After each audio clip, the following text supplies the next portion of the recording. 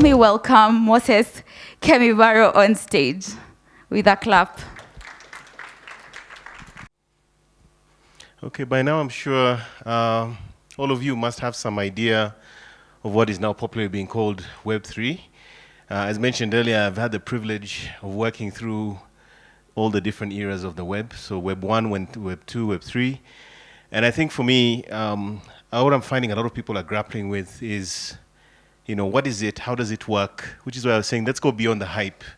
Let's go beyond all the stories. Let's go beyond overvalued crypto and things like this, and focus on what's important and why this is a great opportunity for all of us individually and as organizations to take full advantage of the potential. And more importantly, how is it the future of digital, and how is it therefore different from what we know today?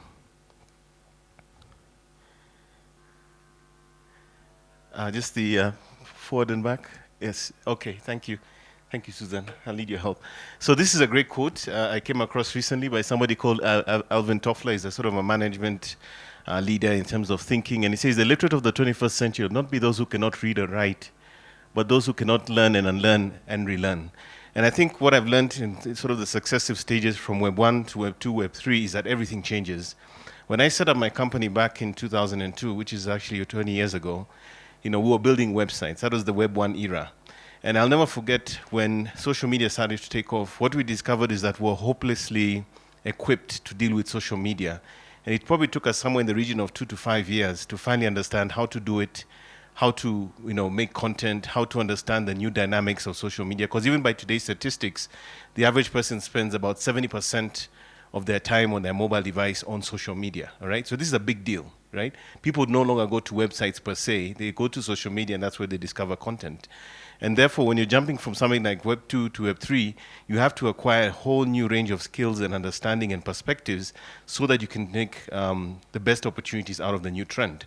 And it requires effort, it requires learning, it requires you to sort of position yourself to get the best out of it. Susan? Sorry. So these are some essential numbers for Kenya, giving you some indications of our internet sort of uptake in the country. And you can see our population is about 55 million. Cellular connections, of course, Kenyans, we always have our second phone, our second Mulika Mwizi, so 63.48. So this is, again, a reference to the fact that we have more than one device. And then internet users, almost 50% of our population, according to these statistics, is now connected. But also interesting, our active social media users, according to the research, is 11.75. My view is that that number is completely understated. I think that number is closer to about 30 million. Right, because everyone, including the askari and the maid, is also on social media. True or false? In fact, I'll give you a story. The first time a maid who currently works with us came to our house 3 years ago, what was the first thing she asked for when she came into the home? She didn't ask for water. She didn't ask for food. She asked for a password, your Wi-Fi. And then what happened 2 days later? What happened 2 days later? The askari. The askari who had been working with us for over 2 years came to us and said, Mimi pia nomba Wi-Fi password. And I can tell you for free, that guy is a sport pesa guy. He's a guy of betting and stuff. So what you find is that the internet has become a basic human right in this country. Everyone in every class expects it in the same way they expect to have water or food and something essentially basic. Susan, thank you. In terms of our internet use, again, the numbers are interesting. But I think the one that is very interesting here is how much time we're spending on the mobile internet. 3 hours, 51 minutes, right? Remember Michael Joseph once said that Kenyans are peculiar? Yeah, so we're spending close to 4 hours a day on our devices consuming internet. These are Kenya numbers, huh? And then the percentage of internet users accessing via mobile phone, 95.9%. So whatever we can say in this country, and is essentially the case across Africa, the mobile and the internet go hand in hand, as do social media. The mobile, the internet, and social media. Those 3 things work together. That is how we consume, that is how we create, and that's how we do our stuff currently in Web 2.0. Next slide, please, Susan. So let's talk about the first stage, Web 1, the early web. This is the stage where I started, over 20 years ago. This is about web pages and websites, hosting pages on ISP servers, web hosting, and this is where all the interesting things happened. But if you go to the next slide, we had what we called the bubble, the dot-com bubble. And this is when a lot of people started speculating and investing money into startups that many of which did not have a solid business model or fundamental business principle. As a result, the Nasdaq rose by over 400%, which is the stock market in the US, and then went down by 78% by its peak in October 2002, so almost 20 years ago. And during this time, basically, there were companies that went out of business, including one called Webvan. Webvan is essentially what is today Jumia or Amazon. They were selling, groceries and products online. But the likes of Amazon and Google came out stronger. All right? The Amazon you see today is one of the survivors of that moment. And as we talk about Web3, I want you to look back at what's happening right now in the market with crypto. Everyone is saying crypto is dead, it's over. But what you need to understand is that Web 1.0 gave us the foundation to understand how this technology was going to affect the world as we know it. And the survivors and the companies that got it right were people like Amazon and Google. Let's go to Web 2. Next slide, please. So then we entered Web 2. This is about something like 10 to 15 years ago when it started to happen, the likes of Facebook and so forth coming along. And the big transition in Web 2 was that we moved from a scenario where we were essentially in a centralized environment where content is created for us and we consume it or use online services to what we'd call the user-generated content, where users now were not just consumers of content but also creators of content, the interactive web. Yeah, so with social media, with Facebook, Twitters, and so forth, we started seeing the usability, the interoperability, the fact that we now use our devices to create content, to consume content. And this real interaction and collaboration has really transformed the internet into a landscape that is highly collaborative. However, if we move to the next slide, we see the big backlash, which is the rise of big tech. All right, so as this has happened, we see companies like Facebook, companies like Meta, Apple, and so forth, have become incredibly powerful in how they control the internet and how people engage with it. As a result, we've seen a transition or a moving transition towards a situation which is now Web3, which is more of a decentralized scenario where users now do not necessarily have to rely on the big tech platforms, but essentially can work in a decentralized internet where whatever they do and whatever they do online is fully controlled by them. Next slide, please. So Web3, or the metaverse, is essentially the future and what we're here to discuss today. It's the idea that the World Wide Web is now essentially decentralized and based on token economics. Hence, a lot of the references to things like the blockchain, or what we like to call Bitcoins and Ethereum, the currencies that are used predominantly on these platforms. And the idea is that instead of it being centralized in several companies or what we call the big tech players, the idea is that we're going to be able to use blockchain technologies, cryptocurrencies, and things like non-fungible tokens to essentially put the power back in the hands of the people when it comes to how they interact and do things online. Next slide, please. So for me, the biggest statement of intent that tells us a huge story around the future of this Web 3.0 situation is when Facebook actually went and changed their name to Meta. And for me, this is an indication of the fact that Mark Zuckerberg and his organization have seen the potential of this space. Now, just because they've taken all the big steps does not necessarily mean they're going to be winners in this third phase of the internet, or the web, so to speak. But it does provide us with an idea of what the next step or the next potential is going to be. I have a short video I'd like to play with you. This is when they first launched Meta last year, and I think it just provides some good context that you'll find useful. Thank you so much. Please having issues. Imagine you put on your glasses or headset and you're instantly in home space. There's parts of your physical home recreated virtually. It has things that are only possible virtually, and it has an incredibly inspiring view of whatever you find most beautiful. Hey, are you coming? Yeah, just gotta find something to wear.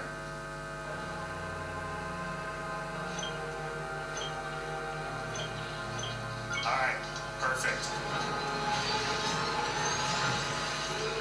Oh, hey Mark. Hey, what's going on? What's up, Mark? Whoa, we're floating in space, huh? Who made this place? It's awesome. Right? It's from the crater. I'm in LA. This place is amazing. Bob, is that you? Of course it's me. You know I had to be the robot man. I thought I was supposed to be the robot. Whoa. I knew you were bluffing. Hey, wait. Where is Naomi? Let's call her. Hey, should we deal you in? Sorry, I'm running late, but you've got to see what we're checking out. There's an artist going around Soho hiding AR pieces for people to find. 3D street art. That's cool. Send that link over so we can all look at it. This is stunning. It's awesome. I love the movement. Wait, it's disappearing. This is amazing. Hold on. I'll tip the artist and they'll extend it. Did you guys like it here? I have another one you're gonna love. Check out this forest room. Oh, let's see. Koi fish that fly? That's new. This is wild. Hey, one sec, Boz. It's Priscilla. Hey, you have to see this. Beast is going crazy. Oh, I love that guy. We've got to show that to the kid. Can you also send that to my dad? I'll message him. All right, see you at home. This place is great, Boz, but there's something I gotta get back to. All right, so that's a glimpse of a few ways that we're gonna be able to get together and socialize in the metaverse. It's a ways off, but you can start to see some of the fundamental building blocks take shape. First, the feeling of presence. This is the defining quality of the metaverse. You're going to really feel like you're there with other people. You'll see their facial expressions, you'll see their body language, maybe figure out if they're actually holding a winning hand. All the subtle ways that we communicate that today's technology can't quite deliver. Next, there are avatars, and that's how we're going to represent ourselves in the metaverse. Avatars will be as common as profile pictures today, but instead of a static image, they're going to be living 3D representations of you. Your expressions, your gestures, that are going to make interactions much richer than anything that's possible online today. You'll probably have a photorealistic avatar for work, a stylized one for hanging out, and maybe even a fantasy one for gaming. You're going to have a wardrobe of virtual clothes for different occasions, designed by different creators and from different apps and experiences. Importantly, you should be able to bring your avatar and digital items across different apps and experiences in the metaverse. Beyond avatars, there is your home space. You're going to be able to design it to look the way you want, maybe put up your own pictures and videos, store your digital goods. You're going to be able to invite people over, play games, and hang out. You'll also even have a home office where you can work. Your home is your personal space from which you can tell.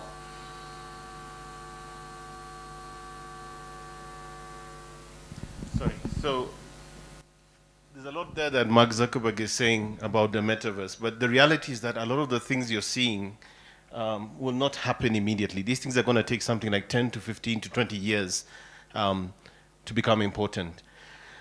What I want to do is focus on the things that really make sense at this point in time. So first of all, the blockchain. Do all of us know what the blockchain is? Or the concept of the blockchain? All right, so the blockchain is basically the underpinning technology behind things like cryptocurrencies, NFTs, and so forth.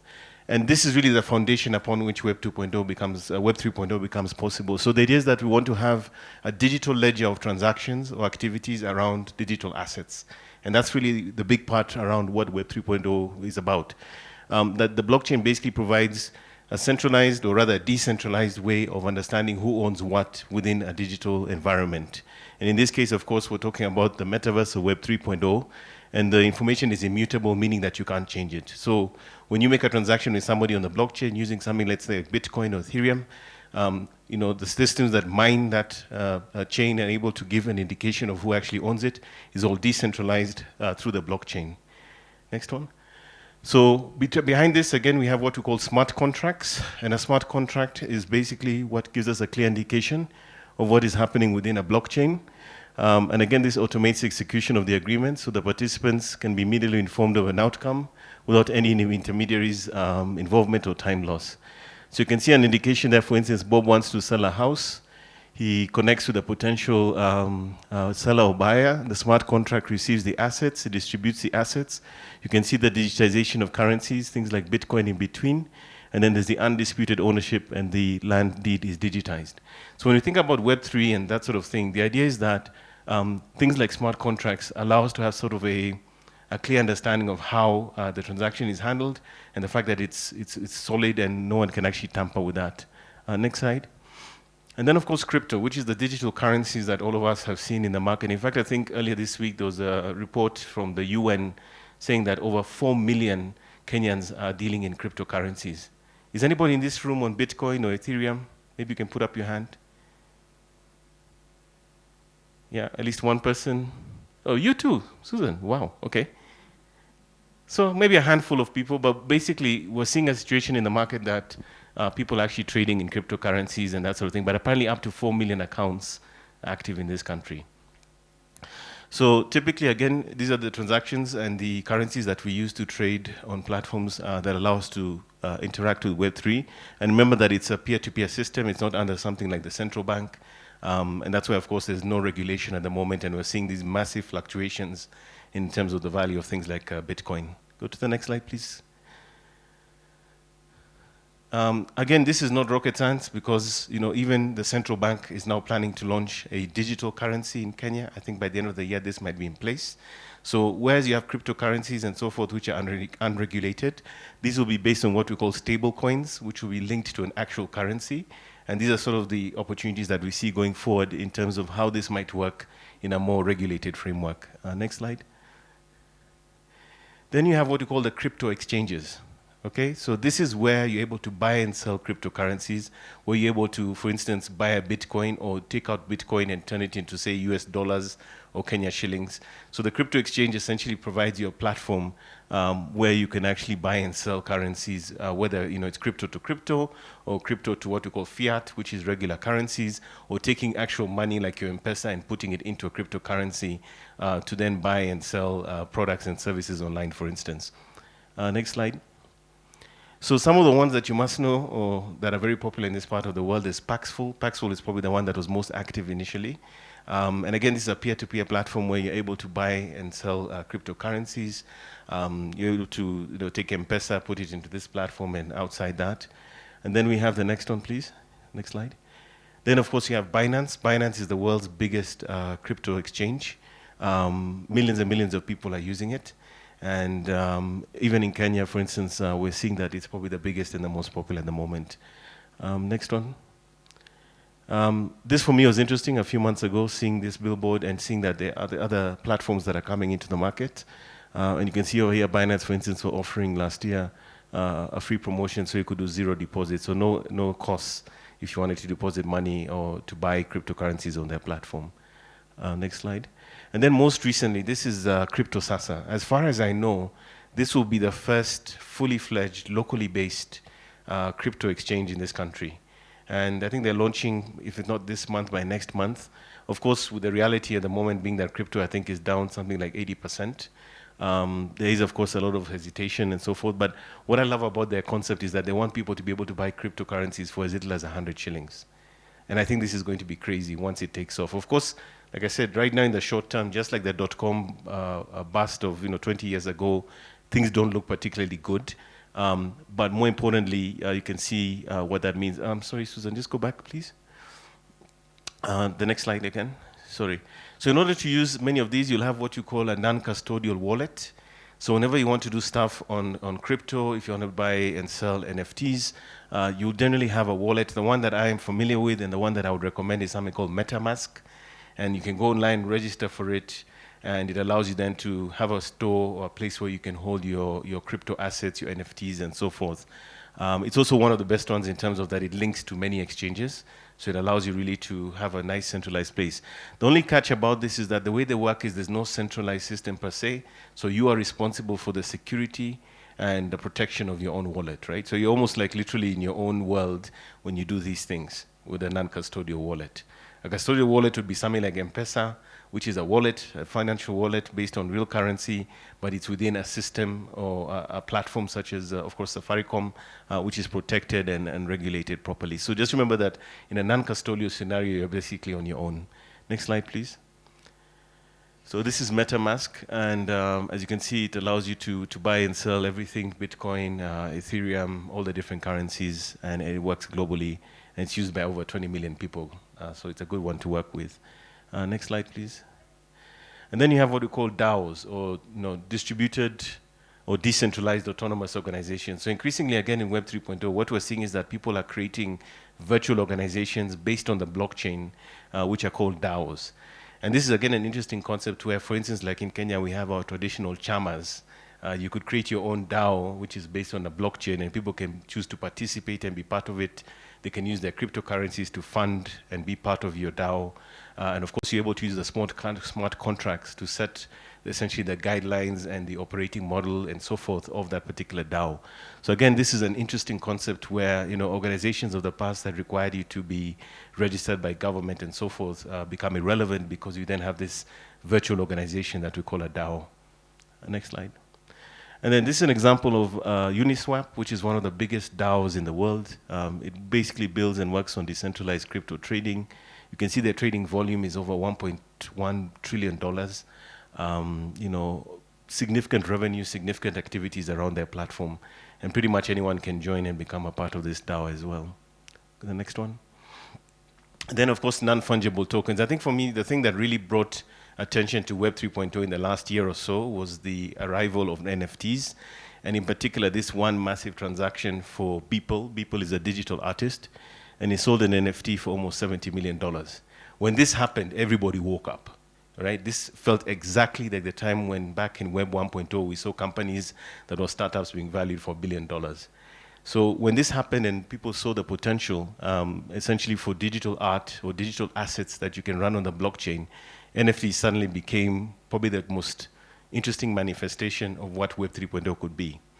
Now, the one thing that is very important to note, even now, NFTs are diving in terms of valuations, but the main thesis is that your digital asset has value and that you can trade with it on the blockchain and you can buy and sell different digital assets through this platform. Go next slide. Now, do any of you guys have children? Do any of you guys know, if you have young children, this thing called Roblox? Yeah. During my son's last birthday, he didn't want a toy, he didn't want a PS4, any of that stuff. He just said, Dad, I just want some digital currency so I can buy stuff within Roblox.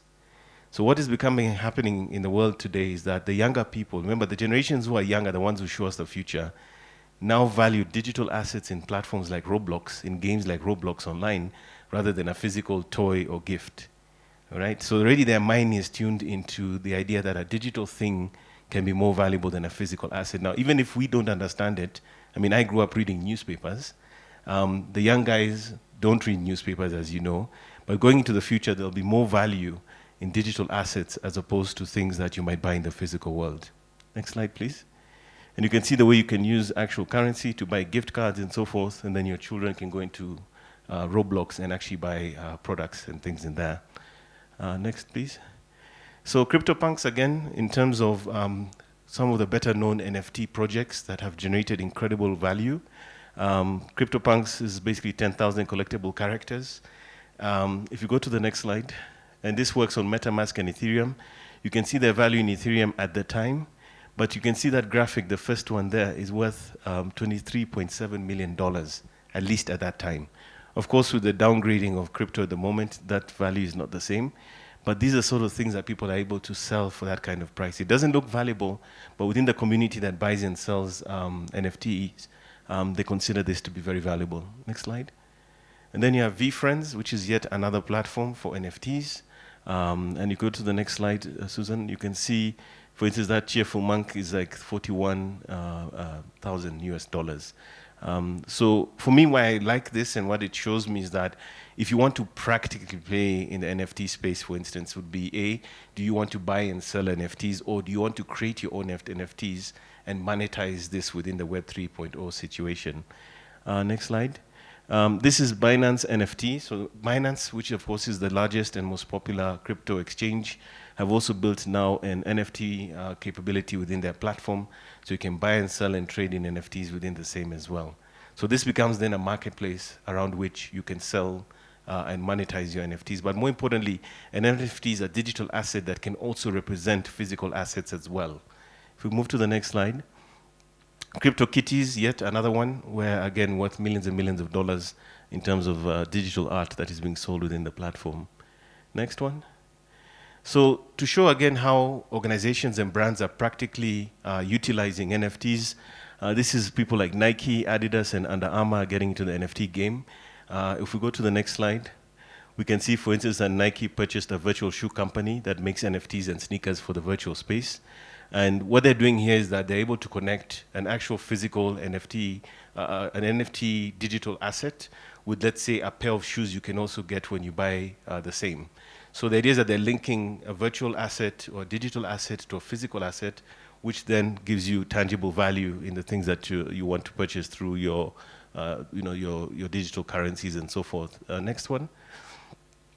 NFTs are more than digital images. Again, this is another example of how NFTs can be used in the real world.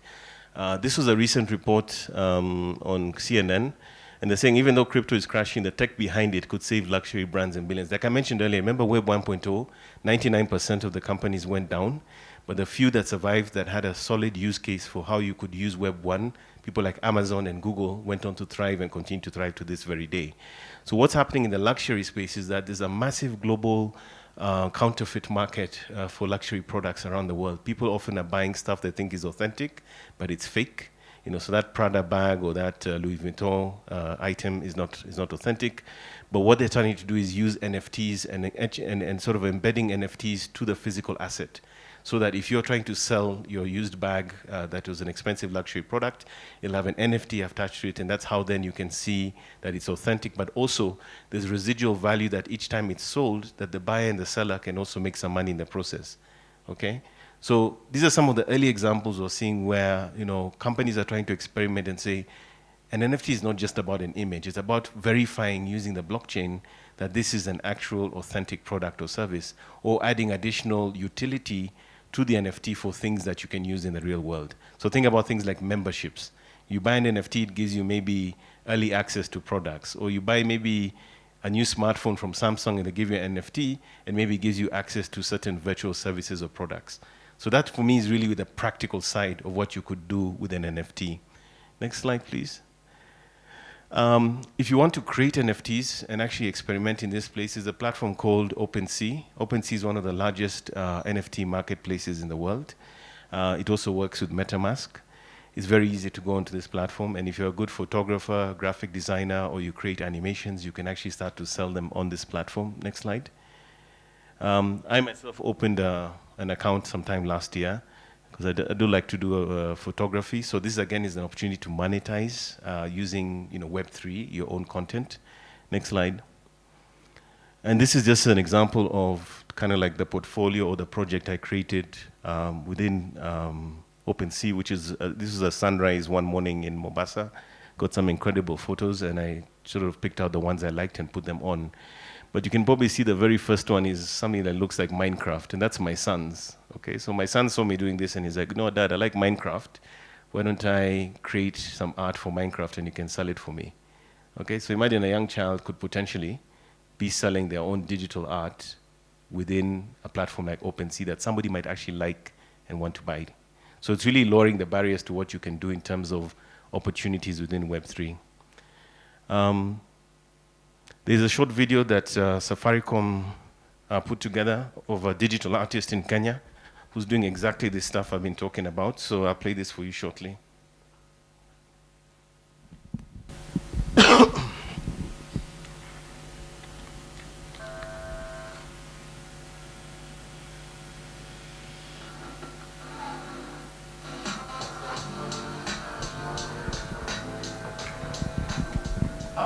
Streetwear designer, fashion designer, and also creative director of my fashion brand, Naiva. And only recently I get into now visual art and selling NFTs.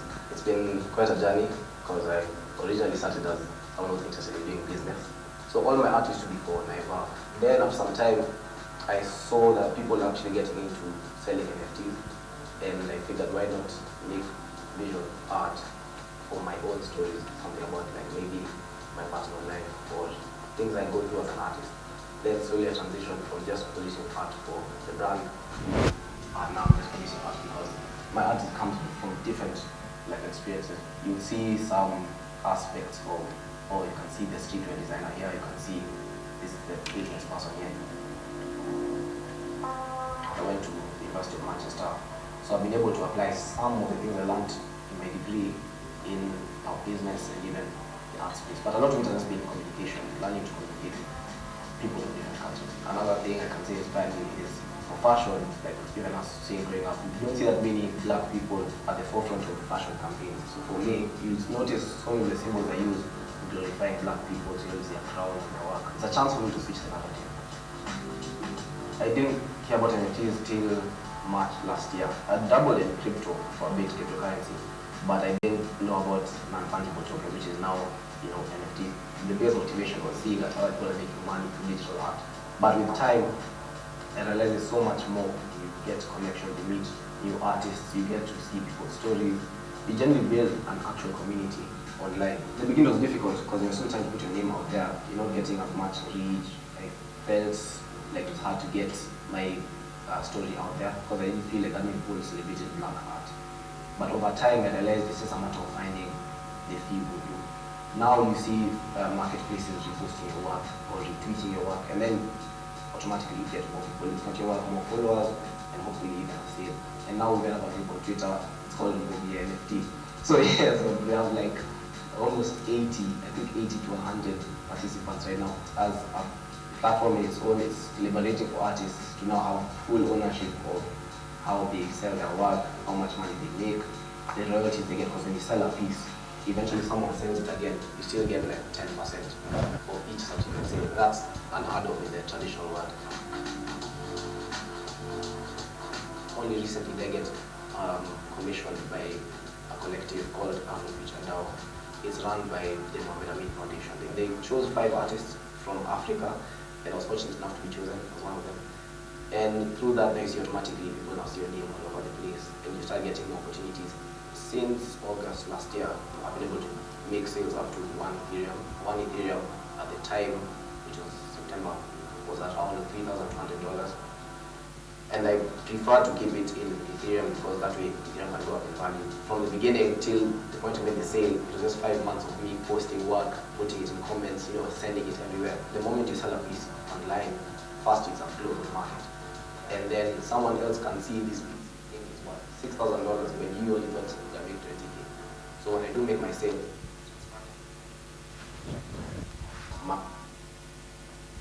Sorry.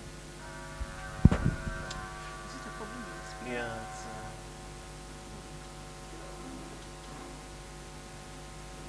Especially when you find art, sculptures, anything you dabble in can eventually become a digital asset, which you'll benefit from forever once it's on that blockchain. There's so many things when it comes to cybersecurity that you need to be careful about, the law as well.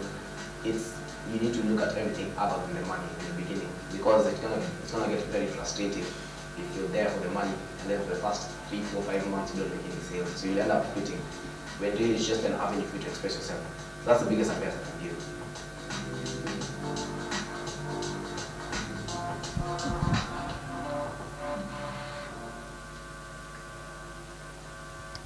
So that's just a practical demonstration. Somebody locally, a young man who's using NFTs to sell his art. Like he said, if you're selling it in a conventional sense, he would only make 20,000. He's using NFTs and reaching a global market, and he's selling for over $3,000 for one piece of art.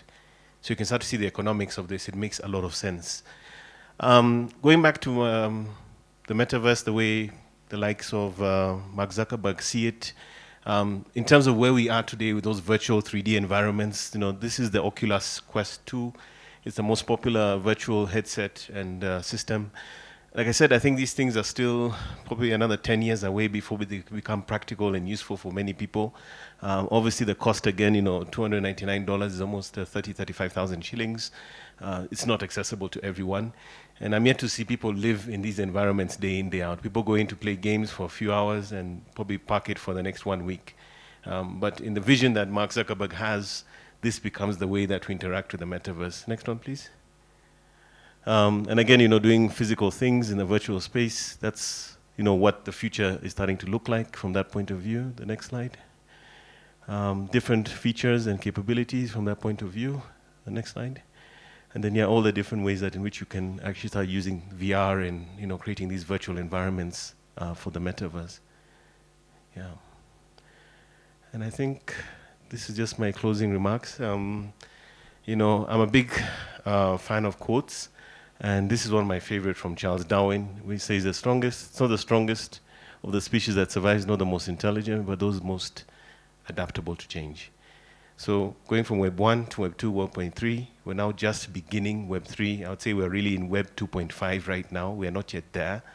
But the idea is that you need to start learning, experimenting, do the practical stuff I've shown you, and start to understand how this stuff actually works. Nobody has figured it out yet. These are the early days. And remember, the people who become most successful in a technology or a new thing that comes into the market are the ones who invest the most time understanding how it works, using it practically, like this young man we saw from the Safaricom video. And then 2 to 5 years later, we get surprised that they're a billionaire or that they're a leader in a new industry or space because they got there early, they acquired the practical skills, they understood how the landscape works, and then they become proficient at it. So those would be my parting words, that make sure you change, make sure you adapt. Web3 is coming. It's still early days. There are no clear leaders, but those who invest the most time now are the ones who get the disproportionate return on the effort.